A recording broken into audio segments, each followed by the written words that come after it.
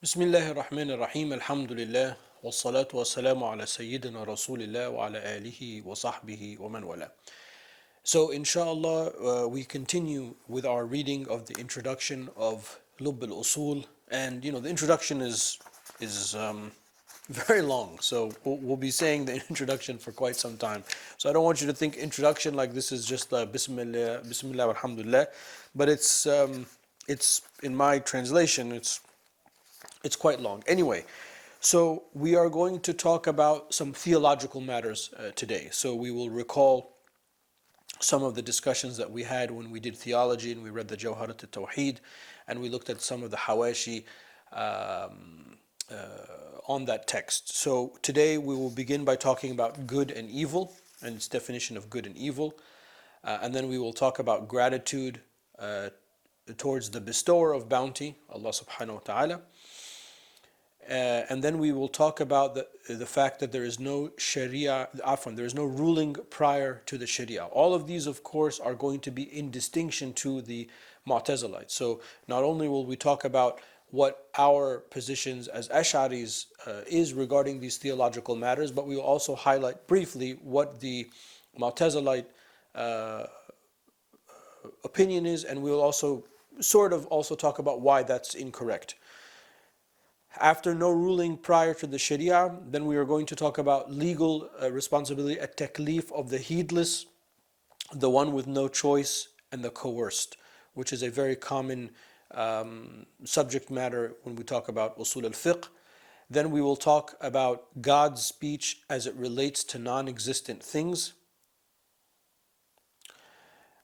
which is another theological, interesting, something that doesn't exist, but then Allah Ta'ala's speech is eternal and uncreated. Then we will talk about the division of God's eternal, uncreated speech. Then we will talk about, this is more into the subject of Usul al Fiqh, the synonyms of Fard and Wajib, which is a mutakallimun concept, the Shafi'is, the Malikis, and the Hanbalis, as opposed to the Hanafis, the Fuqaha, and the Usul that have a difference between the two. And then we will talk about completing a permissible act. And then lastly, we will talk about causes. That will be the first of the ahkam al-wada'iyah that we'll talk about. These are the subject matters for this lecture, inshallah. All right, so we will begin the way we normally begin, which is we will turn to the original text, inshallah. Let me just get my page number. Unfortunately, the book I have is quite heavy. Well, I guess that's good because that means it includes everything.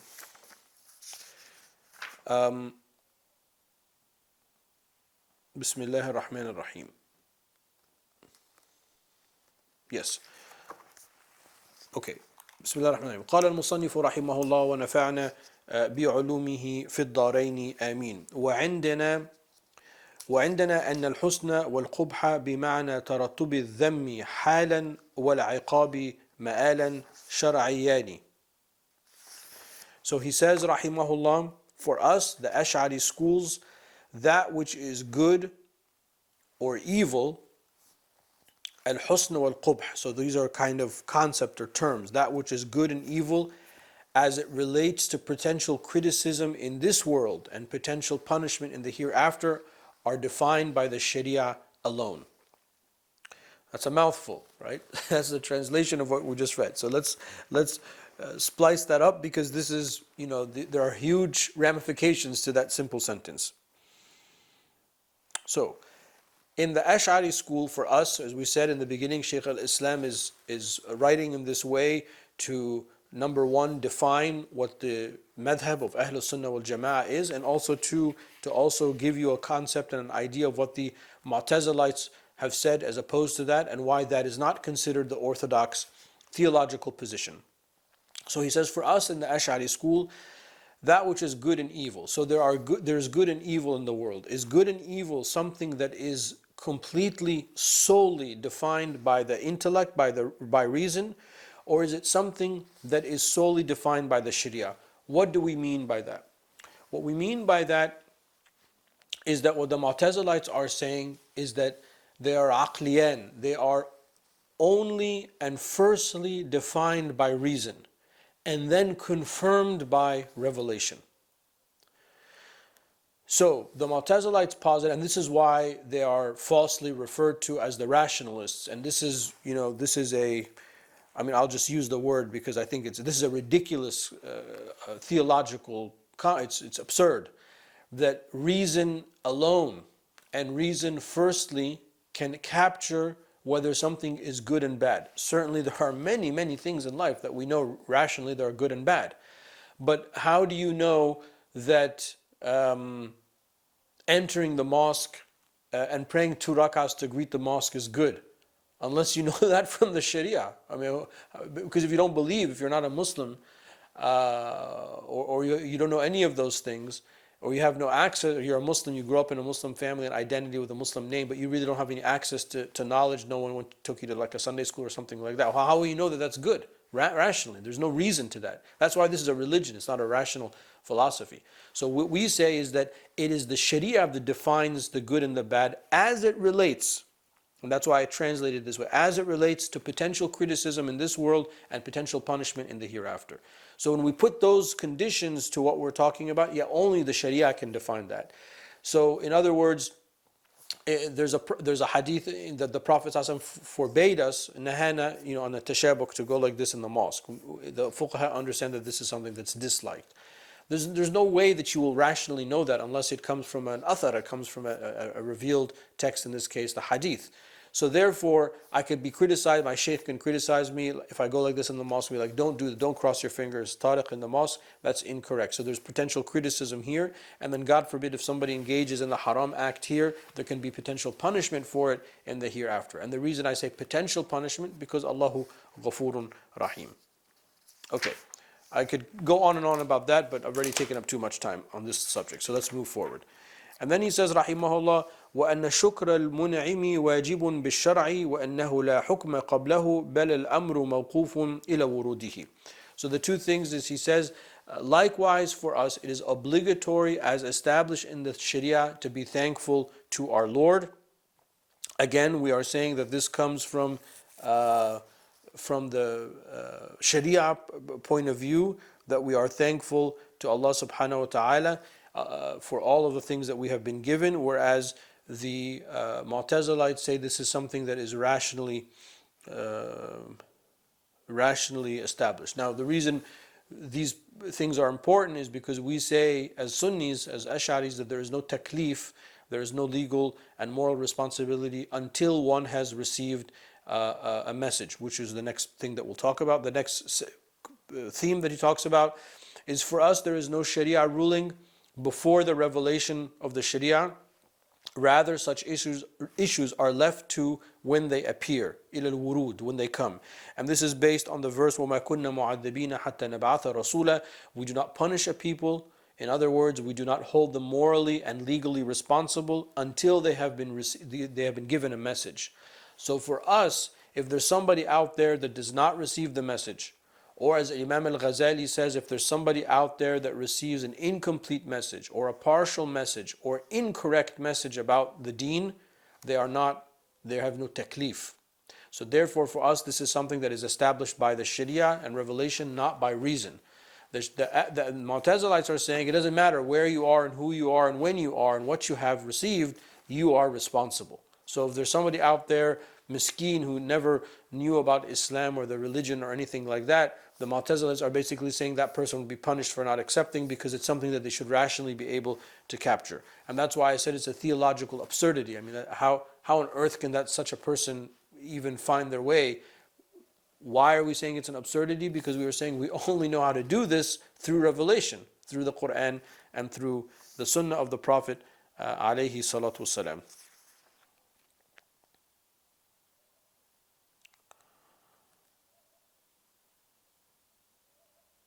Okay, now based on this, just sort of a little tangent, the Mu'tazilites, they have an issue of, well, what happens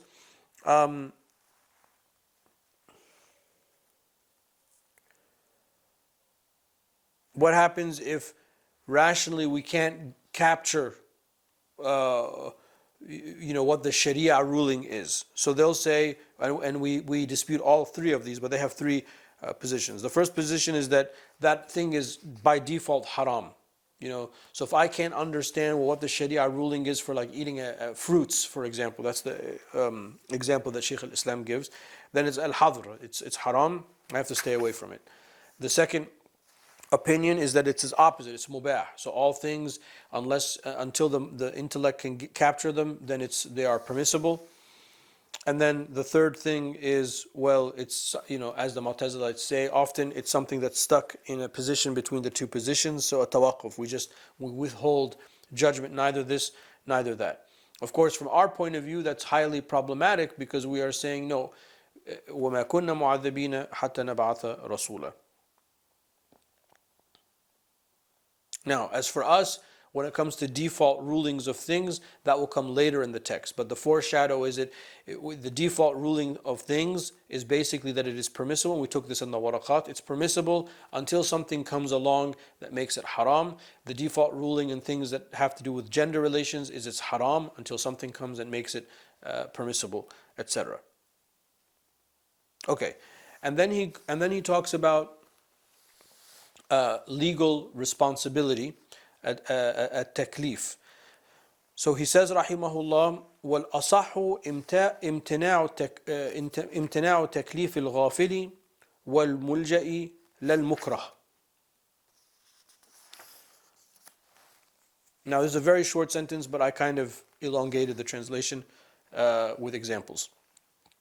The correct opinion, this is their legal responsibility, taklif. The heedless person, like the person who's sleeping. Al-mulja, the person who has no choice. We'll give an example like somebody who's been thrown from the top of a building, may Allah Ta'ala protect us. And the mukrah, the person who's been coerced to do something. Is there legal responsibility for those people? So the translation of what I read is, the correct opinion is that there is no legal responsibility for the heedless person, such as someone absent-minded or someone asleep or someone who forgot, and the one with no choice, such as someone thrown from a building. However, the coerced person still has legal responsibility. So this is a little bit of a meaty thing. So this is an example, because this is an early lecture, this is an example of when I translate, rather than just kind of give you a verbatim word-by-word translation, I'm trying to add the examples that you're going to find from the commentary in the translation so that when you read it, you kind of have a sense of what that means. I'll pick up the discussion in the next clip, inshallah. Okay, so here we're talking about the legal responsibility, a taklif, of the heedless person, the one with no choice, and the coerced person. So the issue is, if somebody is heedless, the best example of someone who is ghafil, heedless, is the person who is asleep, because the person who is asleep, it's a form of death, وَاللَّهُ يَتَوَفَّاكُمْ فِي مَنَامِكُمْ. Allah Ta'ala causes you, the Quran refers to it as a type of death. Al-wafa versus al-maut. Al-maut is the soul has left the body completely, that's like death. But al-wafa, it's what we refer to sleep, but it's also a word for death, which is interesting. Here's not the place to talk about that, but that's interesting. So, if the person is asleep, they're not in control, and their involuntary nervous system, is taking over their breathing and the circulation of the blood and things like that, but they're not morally responsible. So if a sleeping person was sleepwalking and did something or said something, they would not be responsible morally and ethically and legally responsible for those things. And in the example in my translation, I also say somebody who's absent-minded or who forgot. So you are fasting and you haven't been fasting for some time. You decided to fast today, and a couple hours into the day you have a sip of water, and they're like, oh, subhanAllah, I'm fasting, astaghfirullah azim. Okay, well, you forgot. So there's no taklif in that moment. In that moment you have been forgiven for that act. And then likewise the person with no choice. And the example of this, or the best example that you'll find in almost all of the books of usul, is the person who has been thrown from a building. At the moment that that they're falling, they can't but fall, because it's the laws of gravity that are bringing them down. There's nothing that they can do to avoid that act. So at that point, they are not going to be legally responsible for what happens when they land, or if they landed on somebody, or if they killed somebody by landing on them, we say that there is no taklif at that moment because they are mulja. They had no choice in the matter. However, and this is a debate within the schools, and that's why he begins within the Sunni schools of usul, and that's why he begins by saying al-asah, and so I translate the correct position, is that the person who is coerced is legally responsible. So somebody puts a gun to your head and says, if you don't kill this person, I'm going to kill you. This is the coerced person.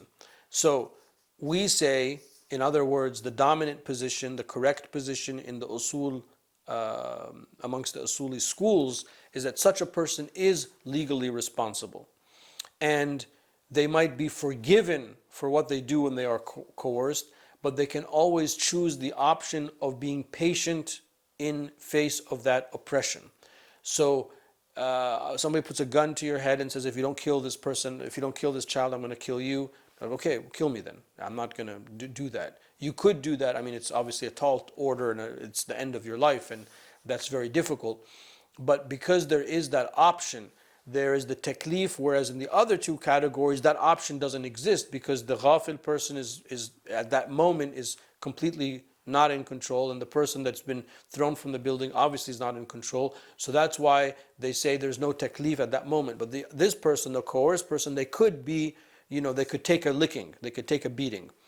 Now, in the case of somebody killing somebody that's coerced, we don't put moral blame that they took a life, but we take the moral blame is that they chose one life over the existence of their life, which is a subtle kind of legal and moral commentary that I hope you will remember, because it's something that's very unique in the literature of Islamic law, is that you might not, the punishment of taking a life unjustly might not follow you because you were coerced, but we do say that there is taklif, and the stain is that you have preferred one person's life over another, because we honor all human life.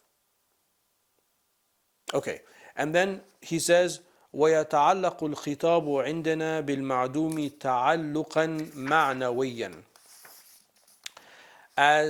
And for us, Ahlul Sunnah, the eternal and uncreated speech of God can relate to something yet uncreated through meaning, and not as it relates to the actual thing. This is the ta'alluq that we talked about in the Jawhara, in the Theology 1, تعلق معنويا أو تعلق تنجيزيا. Now for the Mu'tazilites, they reject Allah Ta'ala's internal speech, al-kalam al-nafsi. So for them, there is no ta'alluq ma'nawiyan. So for us, we have that, which is that something can relate, the ta'alluq, it can relate to something in meaning, that's ma'nawiyan, or tanjiziyan, or something actual. So for us, we say that there's something that's yet been uncreated. So there's some kind of like a new AI technology that's just around the corner that we don't know about, or maybe by the time you watch this, it's already existing. But so something like that has been uncreated, and then we say that there is a hukm of Allah Ta'ala, there's an eternal uncreated speech of Allah Subhanahu wa Ta'ala directed towards that thing. So for us Sunni Muslims, we say, as Ash'aris, we say that Allah Ta'ala's speech relates to that thing through meaning, al-ma'nawiyan, not to the actual thing, tanjiziyan, because it hasn't happened yet. Whereas for the Mu'tazilites, it's a little bit more clunky because they've denied the ma'nawiyan part, because they've denied Allah Ta'ala's internal speech, al-kalam al-nafsi. And as I said in the beginning, they're like the punching bag, but all joking aside, these are very problematic theological positions that the Mu'tazilites had. And the idea, again, I don't mean to beat a dead horse, but the idea that they're like the rational people and we're the irrational people, as you can see, that's not the case. They're falsely called the rational people because of what we talked about in the first clip, that they feel and they argue that the reason and reason alone and reason first can understand what is good and what is bad as it relates to criticism in this world and potential punishment or reward in the hereafter. Now that's highly, highly problematic because people's reason is flawed. Not everyone's reason is not the same. There are some things that we know, 1 plus 1 is 2, and the sum is equal to the whole is equal to the sum of its parts and things like that. But those are, those type of empirical or rational concepts, okay, we get them equally as human beings. But when it comes to things of religion and ibadat, acts of worship and things like that, I mean, no, it has to come through revelation, or else we won't, or else we could just make this all up our own selves. And if we make it all up, it was going to change, because as we change the way we think about it. So I find that to be highly dangerous, actually, and problematic. Okay, I could go on and on, but I have to kind of hold myself back. Okay, now we're going to talk about the division of Allah subhanahu wa ta'ala's speech, which basically is the 5 ahkam of the Sharia. So this should be pretty straightforward, but we'll read and go through it. I see that I'm running out of time, but we'll try to get a couple of them in. At least let me read the Arabic. Okay.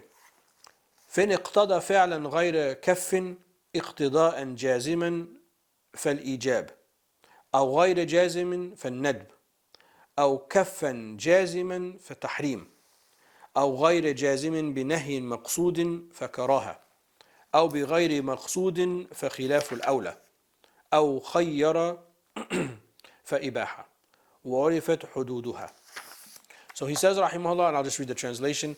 If God's eternal uncreated speech relates to an action that should be acted upon absolutely, then it is an obligatory act. Or if this speech relates to an action to be acted upon not absolutely, it is a permissible act.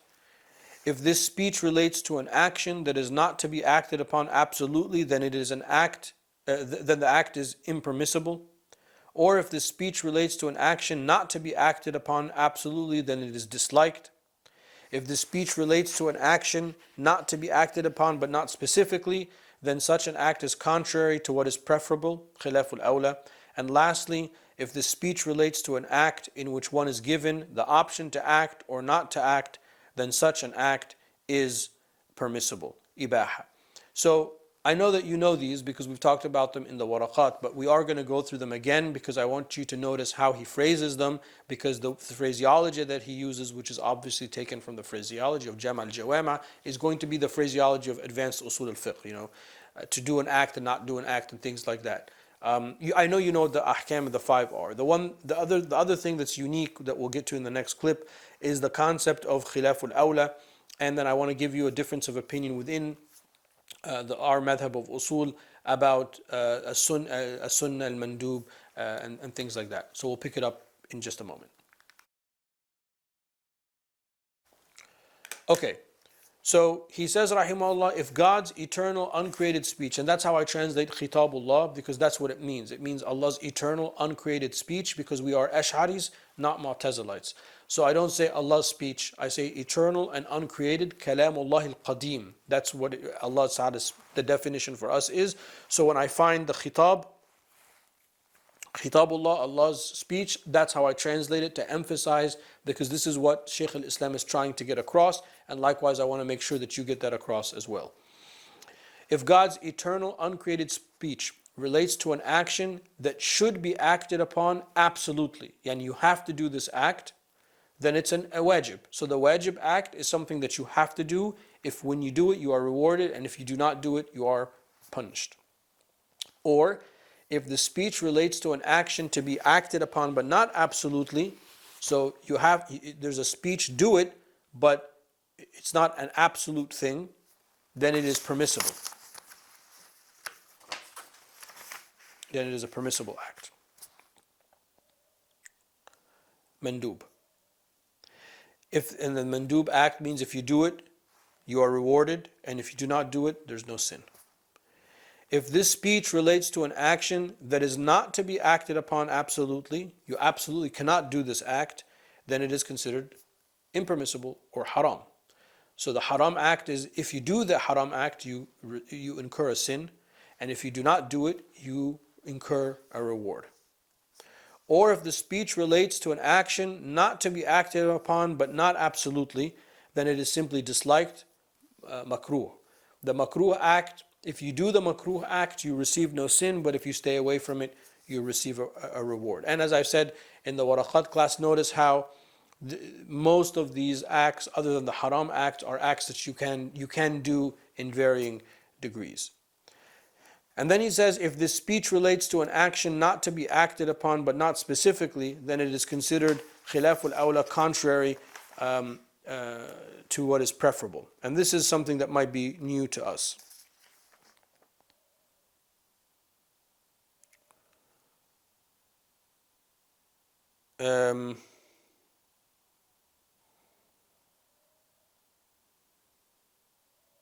Like somebody who breaks their fast when they're traveling.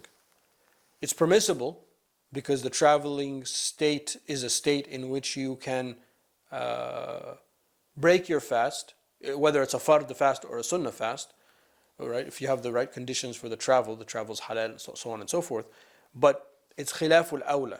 It's not preferable. The preferable thing is to continue fasting. So this is a new term in the fiqh to help reconcile the terminology between the mutakallimun and the fuqaha, because this is a term that you will find with the Hanafis. And that's why I translated as, if such a speech relates to an action not to be acted upon but not specifically. So there's no specific prohibition against breaking the fast when you're traveling, but it's not mustahab, it's just permissible, so we call it khilaful awla. It's preferable, it's against what is preferable. And then he says, if the speech relates to an act in which one is given the option to act or to not to act, it's the ibaha or mubah, so this is the neutral thing. Okay, now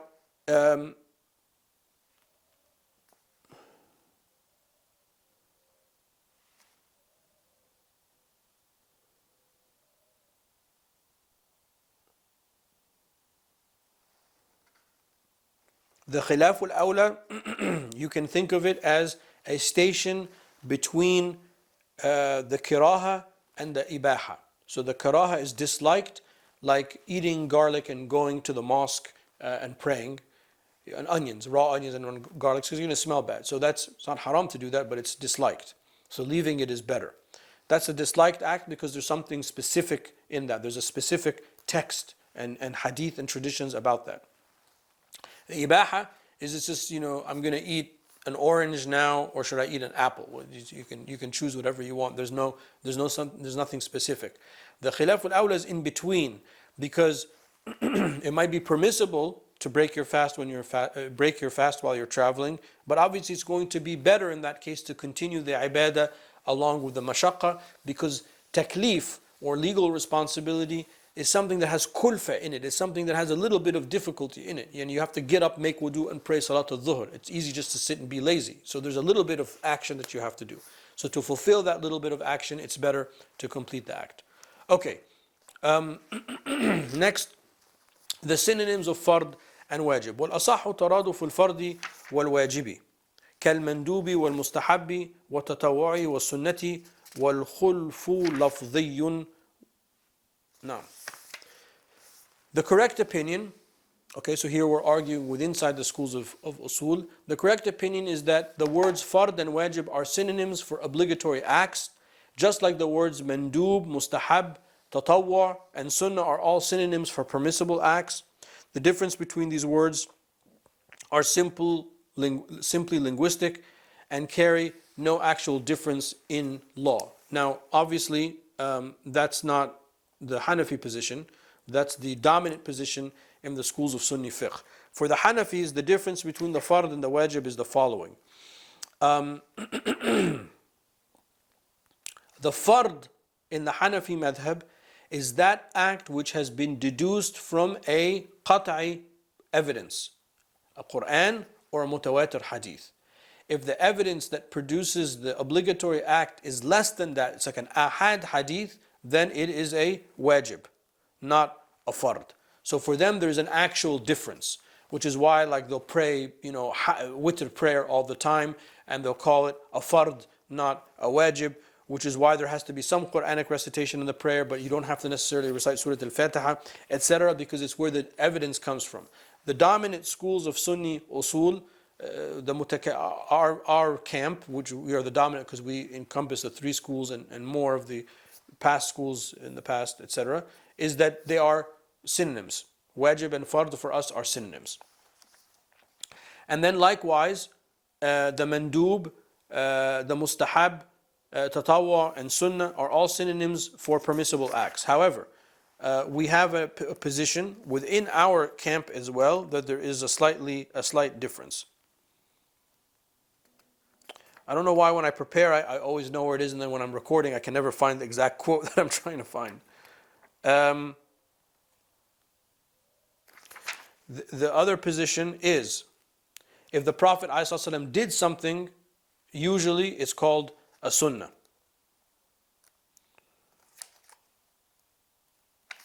Just one second. Astaghfirullah al-Azim.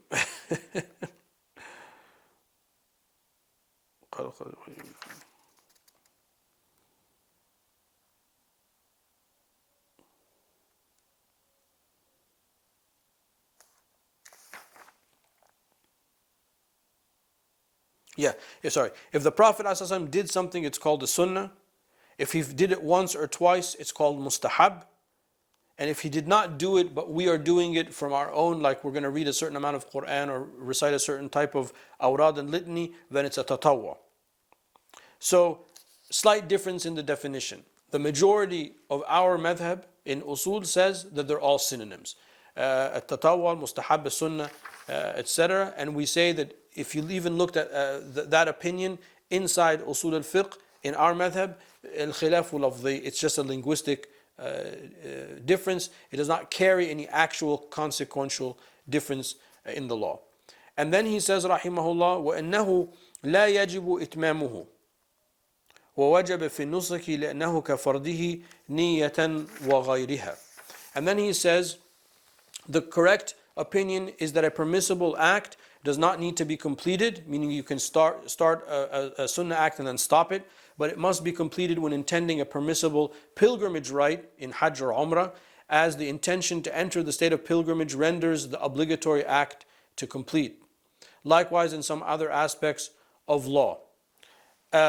So for the Hanafis, if you start a sunnah act, you got to complete it. But for us, if you start the sunnah act, you don't have to, except in the Hajj, because when you enter into the nusuk, then these sunnah things need to be completed because they take on an obligatory act with the nusuk. And then lastly he says, وَالسَّبَبُ وَصْفٌ ظَاهِرٌ مُنْضَبِطٌ مُعَرِّفٌ لِلْحُكْمِ.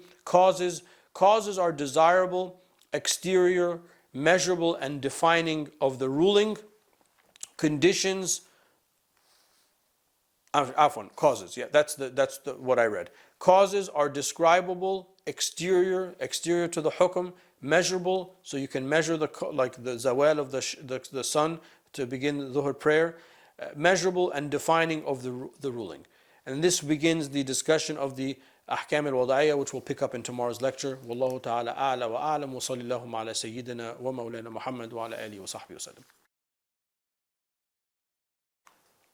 Okay, alhamdulillah, we finished the second lecture, and I also want to, ask for your indulgence. Sometimes when I begin a new text or a new module, the first couple lectures, I'm just not. I got to get my groove of how to do it, and I think I kind of rushed at the very end. I will compensate in the following lecture, but anyway, for today's lecture, what did we talk about? We talked about good and evil, how they're defined by the Sharia, not rationally, as opposed to the Mu'tazilites. We talked about giving thanks to Allah subhanahu wa ta'ala for everything He's given us.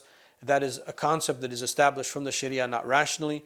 And then we said that there's no ruling prior to the existence of revelation in the Sharia. And then these three theological points are established by Shaykh al-Islam to define what we say as Sunni Muslims, as opposed to the Mu'tazilites, who prefer or advance the reason above all of these things.